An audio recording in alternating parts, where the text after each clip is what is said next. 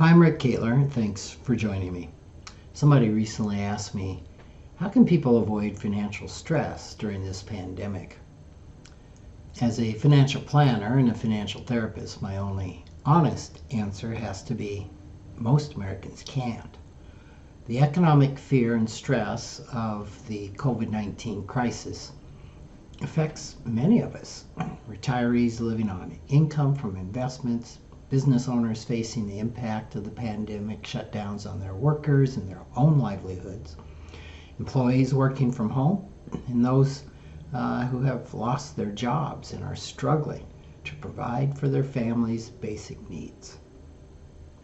However, financial stress isn't the same as emotional stress, although the two are often conflated.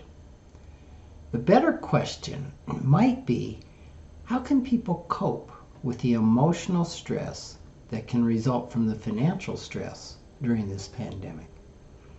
Obviously, at least from my perspective, seeing a financial therapist would be really helpful. Just as obviously, this isn't an option if your financial stress comes from struggling to pay rent and buy groceries because you're unemployed. But you still may be able to use some of the tools of financial therapy to help you cope. The first is to accept the reality of the stress. Move toward it rather than depleting your emotional resources by trying to avoid or resist your feelings around it. Notice what you are saying to yourself. What's the self-talk? The messages that are going through your mind. Scan your body for sensations like tightness in your neck or shoulders or pain in your gut. These are usually clues to your emotions. They help you to become aware of your feelings. And when you are, name them. Is this fear that I'm feeling? Anger, shame, hopelessness, or whatever they may be. Naming the feeling is incredibly relieving, just kind of dumbfoundingly so. Then allow yourself to feel the feeling, to sit with it for a time. When we do this, they typically pass.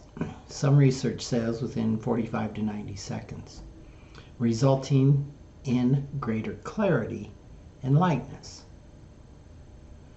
The second thing is to bring yourself into the present moment.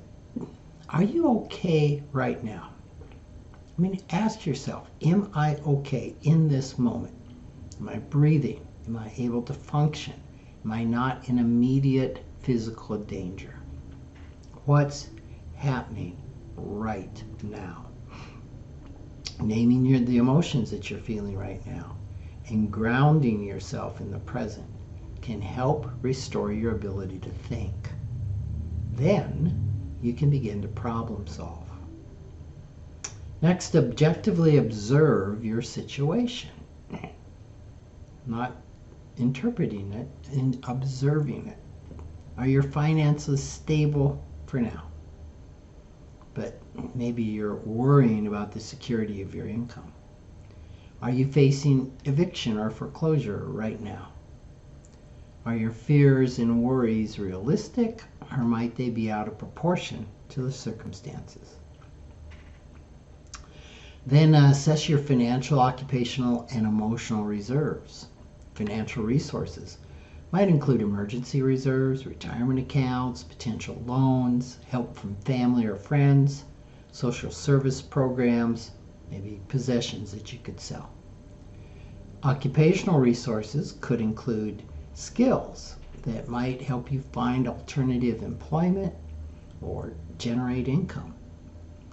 Emotional resources include your own strength and resilience, as well as the friends and family who are your support system.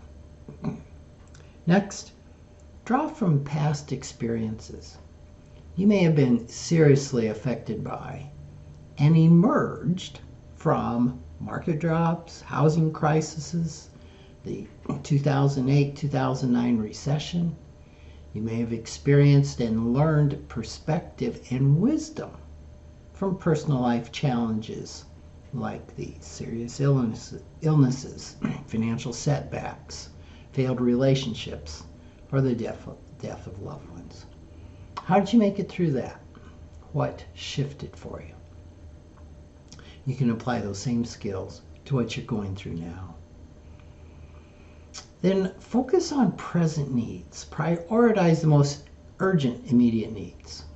Put your energy into providing food and housing for your children, reducing your spending, or finding creative ways to keep the doors open at your business.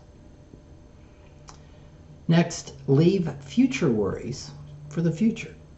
You may need to temporarily set aside longer-term financial consequences like credit card debt that you can't do anything about right now. Worrying about future possibilities that are out of our control, like will the stock market crash again? Or will my employer go out of business? All this only depletes the energy we need to cope with the present. And finally, be open to possibilities. Coping strategies like temporary jobs, ventures into the gig economy, or shifts away from in the way that your company may provide its services might turn out to be doorways to new careers and income opportunities. Thanks for joining me.